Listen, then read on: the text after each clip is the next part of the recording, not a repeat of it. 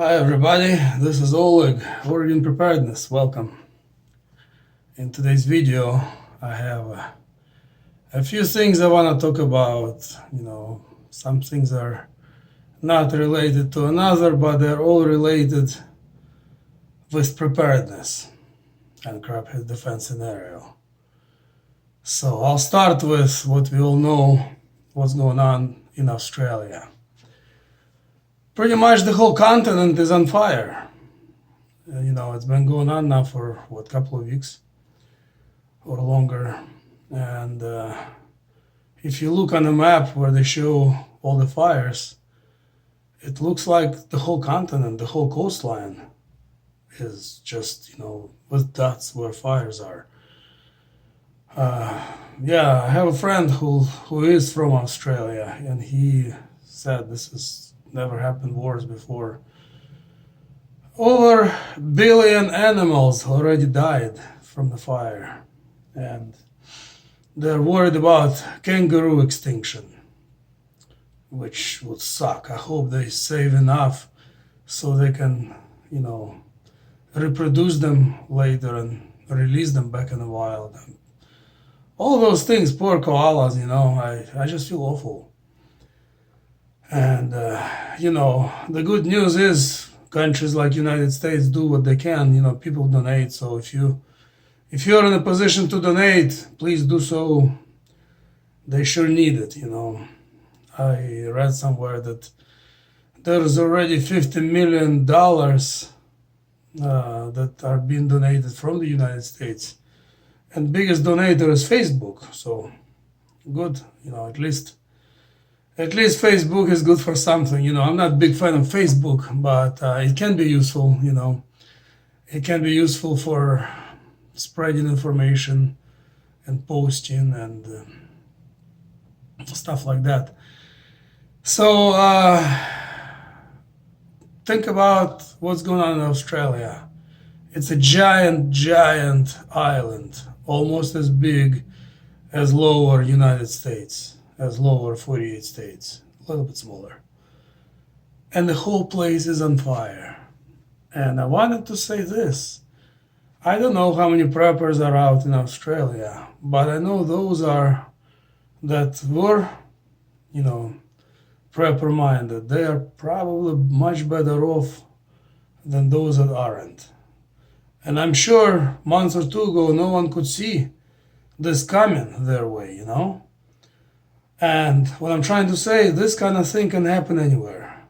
Hopefully not, but, in the United States or Europe or South America, it doesn't matter where. Something completely unexpected can happen and take over.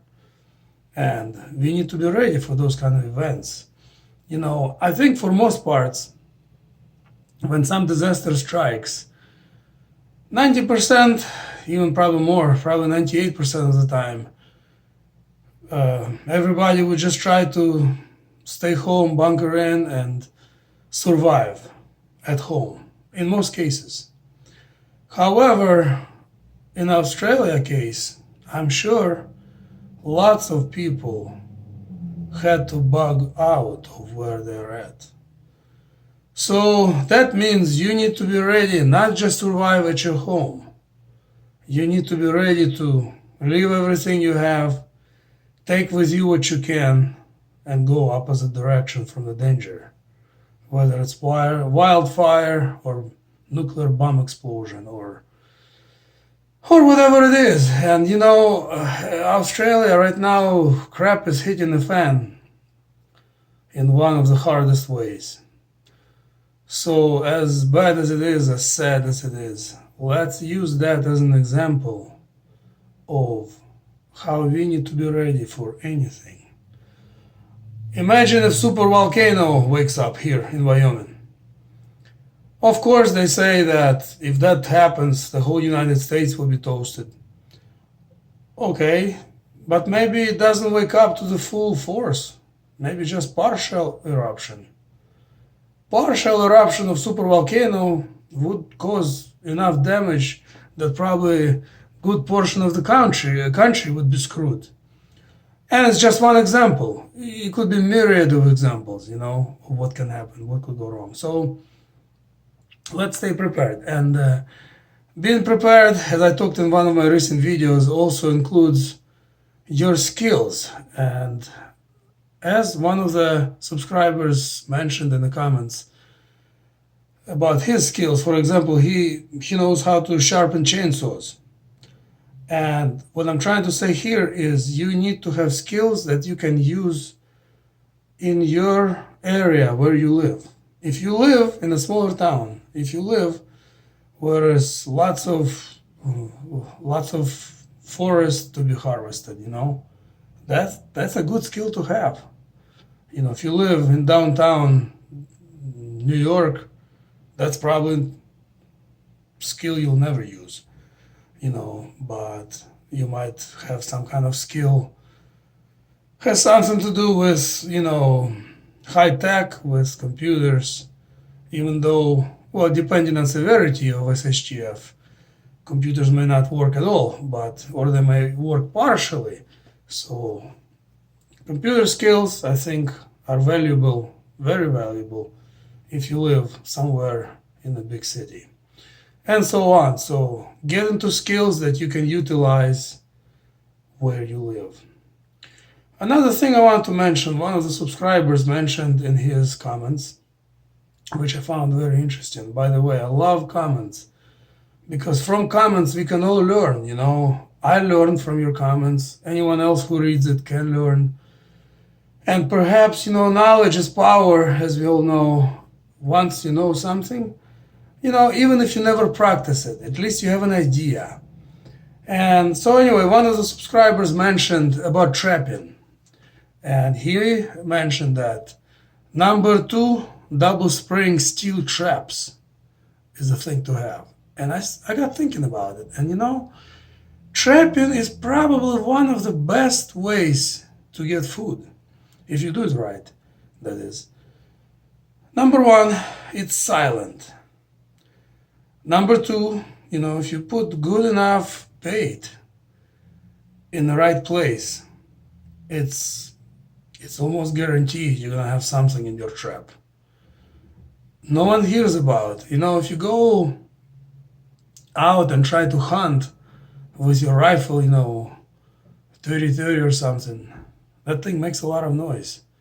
And noise is what you will probably want to minimize to zero if possible in a crap hit defense scenario, because you make noise, people know something is up, whether you're shooting your gun or whether your generator is running. That's why those solar power generators they're kind of spendy, but if you can afford one, man, that's a thing to have in your preps, because you can have endless energy source and no one knows about it, no one hears it working. And some of them are powerful enough to power big appliances like refrigerators. So you would want your food, just a little bit of a food that you might have, you don't want to go spoiled, because you're probably going to portion it out, right? So you spread it longer, and if you're going to spread it longer, you're going to need your refrigerator to work so your food doesn't get spoiled. Of course, in the wintertime, you can use outside if you live in a house, or if you live in an apartment and you have a balcony like I do. I use balcony for some of my food. It doesn't go spoiled, like all the juices or anything. That's outside is 40 degrees. It's like a fridge. It's perfect. Of course, if you live in an area like Montana, you probably can't use outside. Of course, you can put a little cooler, which will keep it from freezing, but still keep it cool. There's many ways. But if you got one of those generators, man, it's a great prep to have. So, I got thinking about trapping, and the same subscriber also mentioned air guns. Honestly, I never thought about air guns. And I looked into a couple of them. Some of them are really high tech, and you can easily kill small game with that. You can get squirrels, you can get rabbits with it, I'm sure. I've always been a fan of 1022 long rifle, and I have one of those rifles. I think every prepper probably does, and if they don't, they should, because it is also one of the best rifles to have. Number one, it's not super loud. It is louder than air gun, but it's not that loud anyway, and you can hunt small game with it. Number two, ammunition is super mega cheap. Number three, you can use it for a variety of things. You can use it for self-defense, even though it's not as effective as 45 ACP.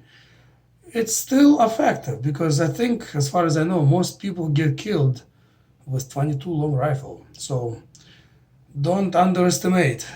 22 long rifle is better than bare hands, better than nothing. And of course, you can hunt small game. I bet you can probably even kill a deer if you place your shot right, if you're close enough, and it depends on ammunition you have. So, 22 long rifle is definitely has place in preparedness. I think every prepper should have one, but also air gun. I looked at a couple at Walmart. They're amazing. They're not cheap. You can easily spend a couple $100 on one, but some of them come with a scope, and some of them are definitely powerful enough for a small game. I mean, I drive by sometimes some places, and there is by the river. Sometimes you see hundreds of geese. Those Canadian geese. I like to see them. They're beautiful, and I'd never try to kill one unless I had nothing else to eat. But if you're hungry and you see those geese, I'm sure you won't be alone. However, you see that Canadian goose, and you nail it with an air gun. Number one, no one hears you. Number two, that's a healthy meal for the whole family. Maybe even more than one meal. Anyway, I'm gonna conclude on that. This video has been a potpourri of things, but I just had all these things in my head, and I wanted to mention them. Trapping is a great way to get food. So those of you that live on the outskirts of any city, and definitely those of you that live in the country, it's a skill to acquire, in my opinion. And get an air gun. Couple $100, and you have something in your arsenal that you may need, something quiet. Another quiet thing I love, but that's gonna cost more money, is a crossbow. Crossbow, that's a powerful weapon, and it is silent, pretty much silent. Anyway, I could go on and on, but I'm gonna conclude this video with that. So pray for Australia, donate if you can. Think about prepping. I think it's a great idea. And acquire more skills that you can utilize where you live. All right, thank you everybody for watching. Please share, please like and subscribe, and we'll see you in the next upload. And definitely leave your comments. I love comments. I'm type of person, I will never get tired of learning something new, even if it's some repeat material. Everybody have their own perspective, and you can still learn. Everybody mentions even the same thing with little different angle, and you can learn something from it. So definitely keep comments going. Okay, take care everybody. We'll see you next time. Bye-bye.